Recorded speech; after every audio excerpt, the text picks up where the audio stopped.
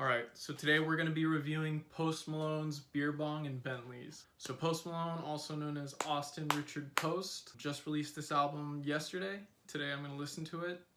Most of you know Post Malone from his hit single White Iverson. A great song, fantastic song. Anybody who tells you otherwise is crazy.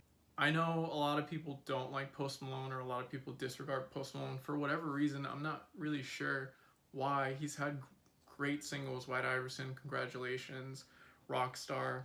So he's clearly cut out to be a great musician. He's made a lot of hits, but for some reason people still keep bagging on him. For instance, when the Beychella thing was going on, people were ragging on Post Malone like crazy on Twitter, and I can't believe people ragged on him enough to get him #2 trending on Twitter before like Beyonce.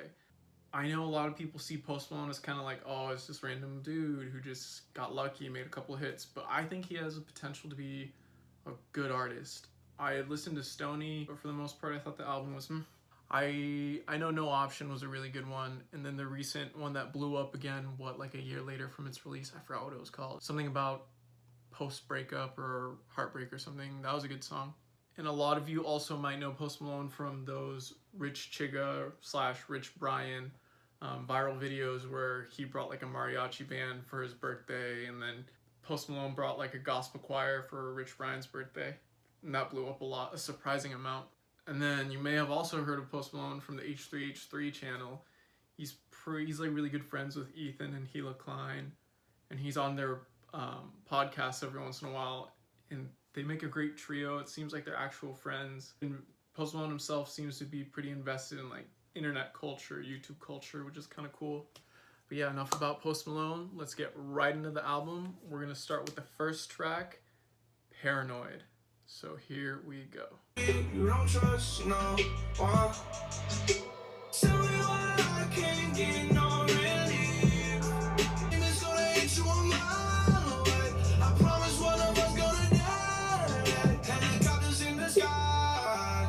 When they'll come for me. A paranoid man makes paranoid plans. I do what I can, but it's out of my hands. So that was Paranoid by Post Malone. It's another one of those songs where he's talking about where he's dealing with issues of fame, how he's paranoid, how he's worried about his well-being because of his crazy fans, people who just go overboard because he's famous. So now he's talking about how he sleeps with a gun next to his bed. He's talking about how, one line in particular I really liked is how he talks about how he feels like he has no friends, can't trust a soul like I'm snowed in.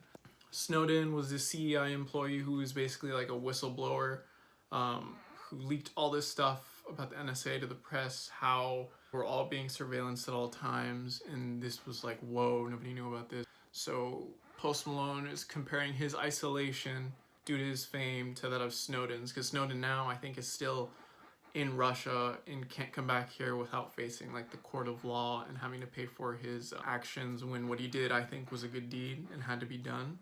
So Paranoid, I think it was an okay opening track. I like the chorus where Post Malone gets into that upper register and he gets like that goat sort of, that Billy Goat sort of like, you know what I mean? I like it. I think it adds character to Post's voice. Like whenever you hear him sing, you're like, oh, that's Post Malone. But yeah, okay track. Oh, and real quick, Paranoid was produced by Bluey Sport, Louis Bell, and Casio. So let's move on to the next song, Spoil My Night, featuring Swa Lee. And it's produced by Teddy Walton and Frank Dukes. Real quick, shout out Teddy Walton. I think he's a fantastic producer.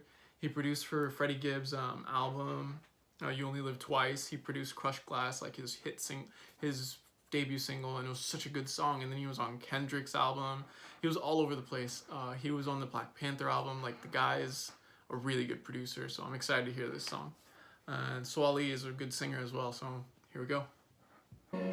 I don't have much to say. I'll be out front. What you comes on my night? Feelings come. I ain't even seen her face, but she got beautiful boobies. Yeah, she see those diamonds in my teeth. No need to spoil my night. No need, no need. Spoil my night. So Spoil My Night featuring Swa Lee. It was okay. The highlight was probably Post's verse. I like the subject matter about how they're having fun like at a club with all these girls, all these women, and how Post Malone, he's in a relationship and his girlfriend, he wants his girlfriend to come spoil his night, or, you know, he wants his girlfriend to come to spoil his night, like, hey, remind me why we're together. Not that it's her responsibility. It's almost like he's worried he might give in to temptation. It's almost like he's faithful, but he acknowledges he has so many women after him, but he also has to acknowledge these women only want him because he's famous. He has to remember his OG, his girlfriend. He has to remember the girl who loved him first, you know, his girlfriend. Swally's just talking about, you know, hanging out with the stripper pretty much. It's an alright song. I could see the music video with Swally, Post Malone just hanging out at a strip club, and, you know, Post Malone's all moody and stuff, sitting in a chair, and Swally's just like spending all this money on these strippers. Like, Swally's just having fun. It sounds like he's not in a relationship. Post Malone's the other guy who is in a relationship. It's like, whoa, dude, I want to have fun, but I'm also in a relationship. It was an okay song. I was expecting a little more, especially with the Swally collaboration, the Teddy Walton production. So let's move on to the next song, Rich and Sad. I was living life, how could I have known? Couldn't listen to advice, cause I'm never wrong. I would throw it all away. I just keep on wishing that the money made you stay. Price went up, my price went up, we went our separate ways. I just keep on wishing that the money made you stay. Rich and Sad by Post Malone, produced by Frank Dukes. Post Malone's singing chops on this are really good. I think they're really good. I think the highlight is verse 2. Verse 2, I think, is the highlight of his voice. Specifically the lines where he's like, I was living life, how could I have known? He goes, I don't know how to explain what he does. It's just so emotional. You can hear the emotion behind his voice. He's talking about this period of hardships he went to with his girlfriend, whose name is Ashley Nicole Diaz. There's an interview with Charlemagne the God on The Breakfast Club where he talks about Post, how this new fame is going to get all these hoes, and how is he going to handle this relationship. It seems like they've still been together since then, and they've been going through these hard times. He's talking about how he would throw away all his fame, throw away all his wealth, if that meant his girlfriend would stay. You can hear Post is sad. You can hear they're going through a rough patch. You can hear that he just wants things to be normal again. He wants to be happy with his girlfriend. This is a good song. You could play this in the car. You could play this when you're feeling sad. Like, good on Post. That was a good song. Check this song out. So let's move on to the next song, Zach and Codeine. I don't fucking know it. Yeah, you already know it. Please just leave me alone. Hey.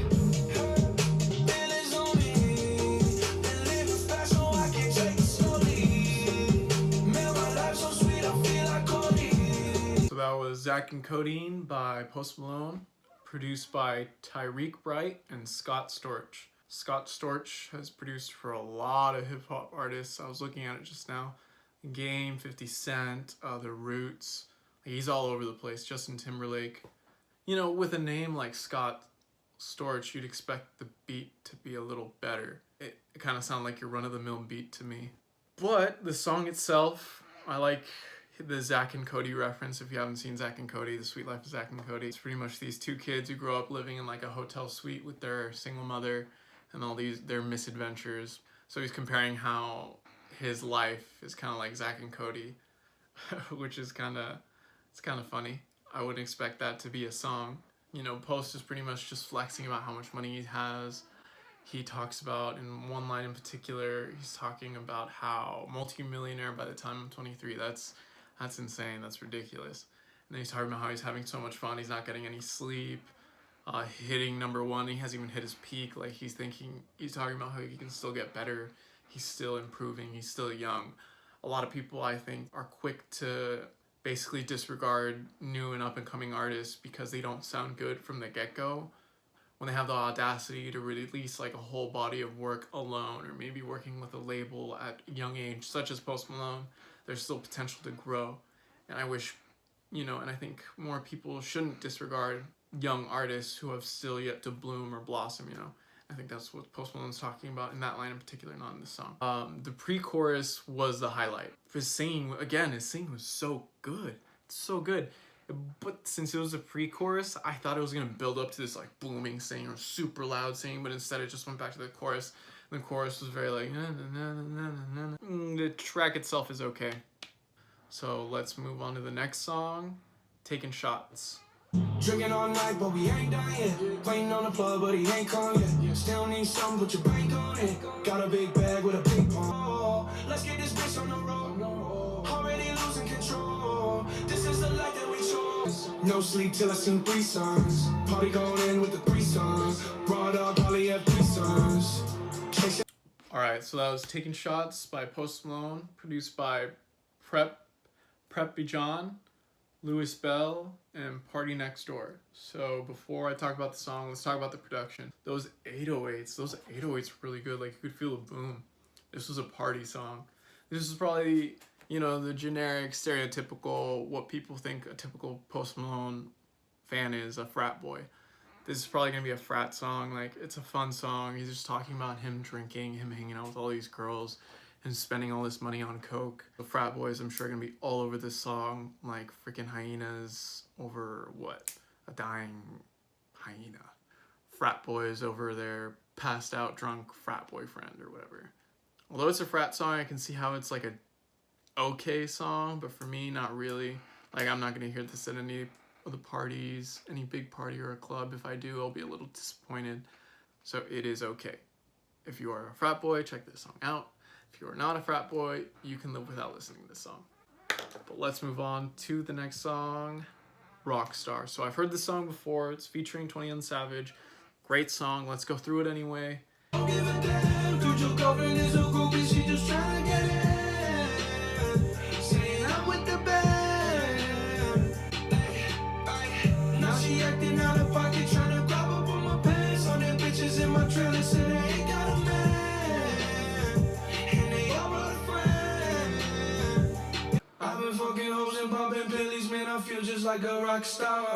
Hit her front and back, pulling on the tracks, and now she's screaming out no more. Rockstar by Post Malone featuring 21 Savage. Fun fact about this song, it was produced by this kid who made the beat when he was super stressed out for finals, showed it to Post Malone. Post was like, whoa, this is a dope beat. Let's use it. So that's a really cool story. Well, what can I say about Rockstar? It is a hit. It is a very melancholy, dark banger. So let's move on to the next song, Over Now. So here we go. I'ma pull this from my door, be starting knowing everybody watching. Yeah. They help another bitch out the whip, and I don't give a fuck if you don't like it. Fucking body bag, so you know that I'm never ever coming back. Got your heart on the counter in a Prada bag. Okay, so that was Over Now by Post Malone, produced by Watt, Post Malone, and Louis Bell. So the intro, I don't even like Eminem that much, or I haven't listened to him in a while, but right away the whole like bass or the guitar line at the beginning sounds exactly like the intro to Lose Yourself, like exactly like it. I don't know if it was an homage or purposeful, and it had the whole same angry vibe as like Lose Yourself, you know. Eminem's rapping on like angry from what I remember, and Post Malone here, he's all angry about a girl who, you know, fucked him up because she's super materialistic. You can hear it in his voice. The chorus is the highlight of this song. He's talking about how he's gonna have sex with these, he's gonna have angry sex with these girls, where he's pretty much gonna put the pussy in a motherfucking body bag, so you know that I'm never coming back. So like, he sounds angry. Hopefully it's consensual. The chorus was the highlight. Although you could hear the emotion, the song itself was just a little lackluster. Biggest highlight, I feel like this has been happening with Post songs for me lately on this album, is that he brings one thing to the table that's really good and then can't follow it up or can't keep it consistent. It's probably gonna be that song for Post Malone fans that just broke up with someone or are frustrated and need to get that max bench, you know, especially during the chorus. Like, they're gonna fast forward to the chorus, like, okay, I got max on my bench, and then Post Malone's gonna start like wailing, and I don't blame him. Gets you kind of angry. But let's move on to the next song, Psycho. And I think this one's featuring Ty Dolla $ign. So goddamn cold. Diamonds with my teeth are sore. I can always let it go. Baby going psycho, my rollie going crazy. Hitting little mama, she wanna have my babies. Stop fooling with a thought. She gon' give me talk, just one switch. I can make the That was Psycho featuring Ty Dolla $ign, produced by Post Malone and Louis Bell. Another very mellow banger. I think this might be my favorite song. I've heard it before. I think Ty Dolla $ign and Post Malone just really complement each other well. Let's move on to the next song, Better Now. So here we go. better now. I only say that 'cause you're not around, not around. You know I never meant to let you down. Life it goes on, what can you do? I just wonder what it's gonna take. No, I never meant to let you down, let you down. Would've gave you anything, would've gave you everything. So that was Better Now by Post Malone, produced by Louis Bell and Frank Dukes. Better Now is about Post talking about like a past relationship, about how him and his ex try to hide the fact that they're better off without each other, but you know, they still have feelings for each other. I think it's a great song because you can hear the emotion. The chorus is super catchy, and Post finally just lives up to the build-up. And that's what I've been hoping he's been doing these past songs, but he actually like doesn't in this song. And it's exactly what I wanted. It's a great song. That he starts singing, he builds up, and these 808s come in, boom, and then he just goes, better now, better now. It's just a really catchy chorus. And then dude, I can already see sad boys and just people who just broke up or something or stopped feelings over their ex blasting this song, and I don't blame him. It's actually a good song compared to the other love songs he's written on this album previously. It reminds me a lot of his other hit song, I Fall Apart. But this one's better. This one's better than I Fall Apart. This one is the #1 song right now for me on this album. It picked me up. I'm invested and I want to hear more now. Let's move on to the next song, Ball For Me by Post Malone. Ball for me. Ball for me, yeah. Take you shopping, buckle on me, your tongue. So little mama, I can give you more. If you a 10, I add 10 to you. They be mad when I 10 to you. That's what the bay like. Call me Buffy, cause that's what I slay like. These bitches I son of. So that was Ball For Me featuring Nicki Minaj, produced by Louis Bell. Production on this track was funky. I like that whatever those synths were. That was interesting. It was different from all the hi-hats we've been hearing. Again, it's getting me more excited to hear the rest of this album. Nicki Minaj's flow, she always comes in with this like, I don't know, just like dun, dun, dun, dun, dun, dun, dun, dun, you know what I mean? And it works. It's really good. It's a change of pace that gets you like listening, has your like ears perked up. And it's Nicki Minaj. She's a really good rapper herself, and then she lands like these kind of like Beyonce sounding vocals at the end that are kind of cool. It was a good feature, good song. Post Malone came through with another good pre-chorus and chorus. Instead of just one, he did both of them well. The only thing I'm getting a little tired of is the subject matter of these songs. They all seem to be a little braggadocious, like, oh hey, I got so much money now, look at me, I'm living the life, blah blah blah. Like beerbongs and bentleys, I got that vibe from the album titles that he's gonna be talking about his lavish life. But I want to hear something else, Post, besides you talking about how much money you have, what you're doing. So let's move on to the next song, Other Side by Post Malone.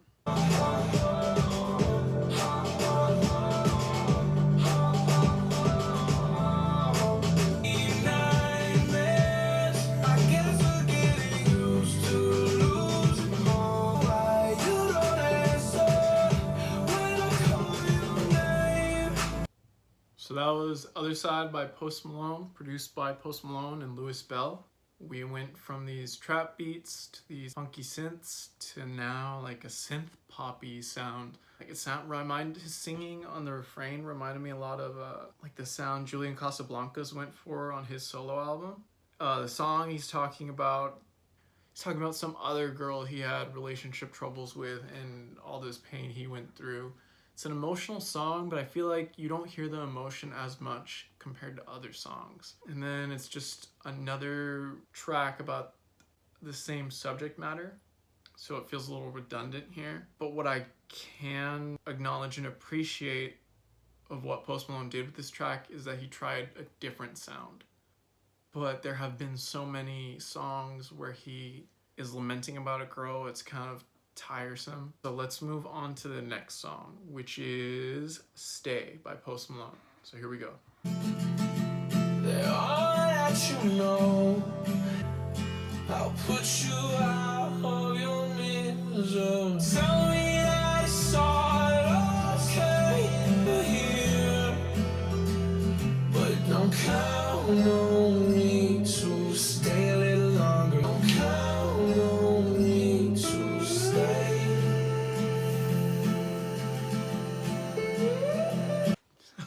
Okay, so literally everything I said he did wrong in the last song, he made up for with this song. Lyrically, singing wise, emotionally, the track, he changed the pace and tried out another genre. He went like acoustic country, you could say. But yeah, and then he had the guitar. He even introduced a new instrument, a steel guitar. I think the one that you like put on your lap. Ed and Eddie guitar, you can like, you know, where Ed like plays the ding ding ding. It's in this song too, and it works. I've never been excited for this type of song before, but Post makes it work. One part in particular I really liked is but don't you break your back for me, I'll put you out of your misery. And then the chorus, he just sounds so sad. And the guitar, it's wow. If you need a breakup song, this is the song compared to the last lackluster breakup songs, aside from Better Now, that was a good one. But this one was great. Let's move on to the next song.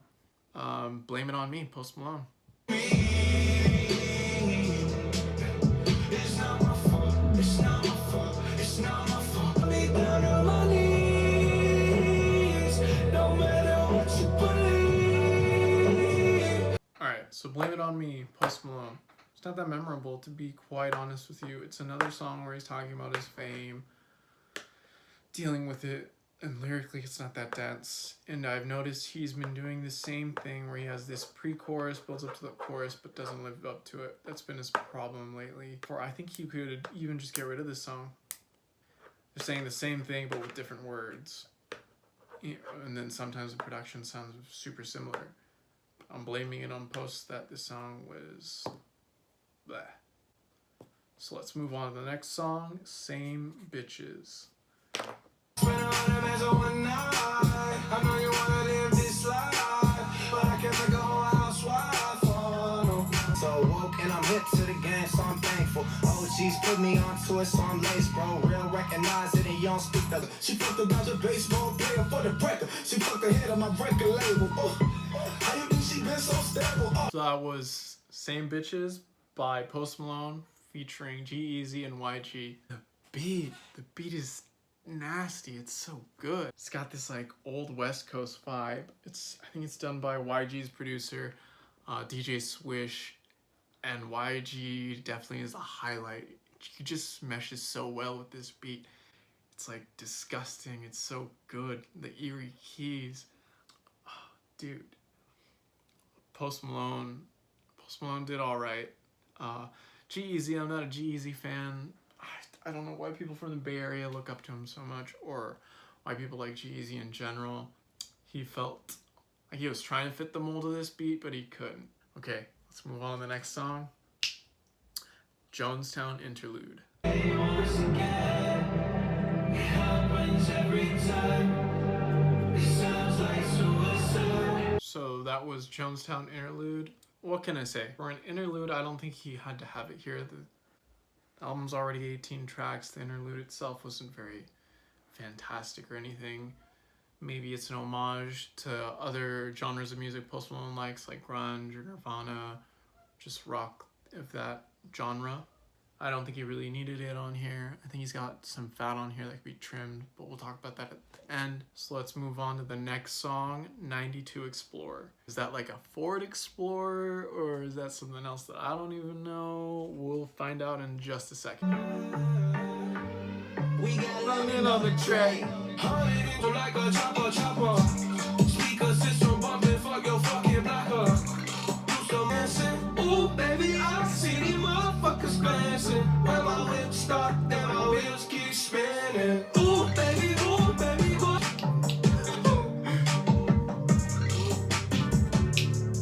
Okay, So that was 92 Explorer by Post Malone, produced by Rorak Bailey, Aubrey Robinson, and London on the track. London on the track. Wow, that was a really good song. It was great. It was a great song, and then I love like the skeleton and you know what I mean during the beat. That was my favorite part. And then Post just when he does a good chorus, he does a good chorus, and he did a really good one in this song. This is my favorite song. So catchy, so freaking catchy. Oh, this is the banger. This better be on the radio. If this isn't on the radio, don't listen to the radio. Who listens to the radio? Wow, that was good. What would have made this song just fantastic is a Young Thug feature, I feel. Imagine Young Thug on this beat. And Post Malone. I almost feel like he tried to, but either Young Thug was too busy or just doesn't fuck with Post Malone that he wasn't on here.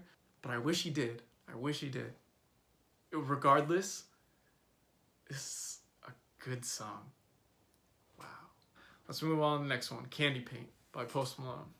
Bitch on your stony, I do what I want. Candy paint with the white on top. Lambo doors or the woo-wop drop. If you busy plotting on what I got, kick in your door, that's what you thought. All these motherfuckers so far from me.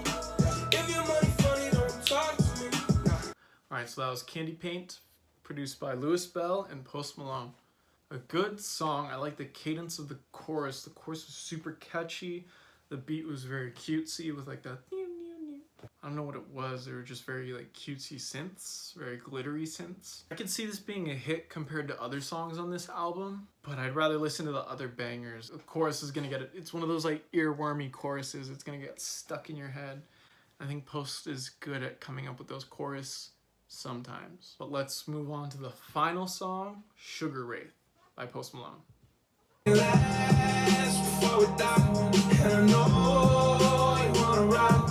What's on your mind? What's on your mind? Your new shit sucks, I feel like Anthony Montana, sorry. I was born late, yeah. I started with an A for right, and then I went and changed my life. I might take out the red tonight, wanna fly, make it last before we die. And I know you wanna ride. What's on your mind? Sugar Wraith by Post Malone, produced by Post Malone and Louis Bell. What do I have to say about this track? It was another good song off the album. I think what's gonna make this song memorable is the Anthony Fantano shot. He talks about your new shit sucks. I feel like Anthony Fantano. Anthony Fantano, the internet's busiest music nerd, is notorious for being super cutthroat when it comes to reviews. And he doesn't care what anyone has to say about it. For example, when it came to Post Malone's Stoney, said it wasn't good, like didn't even give it a rating. And that's just really cool because it just shows how popular and what an influence Anthony Fantano has for someone like Post Malone to shout him out. That's a highlight off of this song for me. But yeah, he again falls into that whole, the pre-chorus is super strong and then the chorus is like. So Post Malone's Beer Bongs and Bentleys, what do I think? If I had to give this album a rating, I would give it a 6 out of 10. Let me explain why. It is an 18-song long album, and some of these songs get redundant with their subject matter and just the song setup itself. For example, we have Blame It On Me and Other Side are examples of redundant tracks that I think he could have cut out entirely. Even Taking Shots, I think he could have cut that song out entirely because they're not good, they're not that memorable, and lyrically they're just a little underwhelming. But then he has bangers like I really liked Rich and Sad. I really liked Psycho. I really liked Better Now. I loved Stay. I loved Same Bitches. I love 92 Explorer. I think 92 Explorer is the best song on here. Like, go listen to 92 Explorer. London on the Track made that song, and then Post Malone just matched the fantastic beat. It was great. I like that the album doesn't stay in one genre. He had like an acoustic song, he had that synth pop song, he had a rap song, he had the bangers. I was worried that it was all gonna just mesh into one sound and just be boring. If anything, the latter half of this album was really good. I'm worried some people are only going to listen to a few songs at the beginning and be disappointed and miss out on the really good songs in the second half of the album. It was like the build-up was almost like, you know, it just went up. If I had to graph it, it was like that. It was kind of like that. Shout out Post Malone. A 6 out of 10. But again, if he trimmed out the fat, trimmed out some of these songs that were throwaways, I think this album easily could have been a 7 out of 10. But I appreciate you guys for watching. Stay tuned. I'm going to do a Janelle Monáe review soon. I'm going to do some more reviews soon. I'm just trying to find some time to record these and edit these. But I really appreciate you for watching. Subscribe if you haven't. Check out my other videos. Check out Post Malone's album. Check out 92 Explorer. Please put that song on the radio. Please listen to that song. It's so good. I'm going to be listening to that song for the next few days now. And stay too, but stay on like my own private time, not in public or at a party or something. But yeah, thanks again for watching. Hope you guys have a good day. See ya.